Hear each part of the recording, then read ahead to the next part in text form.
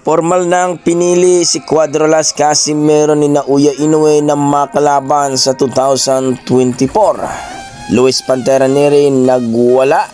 Yan ang ating pag-uusapan ngayong araw na ito mga idol. Pero kung bago naman kayo sa aking YouTube channel, baka pwedeng makahingi ng isang like, subscribe at pakipindot na rin ang ating notification bell para ma-update kayo sa ating mga bagong video na katulad nito. Well mga idol, alam natin na kung saan ay talagang napaka-sadly no ang nangyari sa ating after ng Christmas, sapagkat natalo ang ating pambato na si Marlon The Nightmare Tapales, ang nag-iisang kampiyon sa ating larangan ng palakasan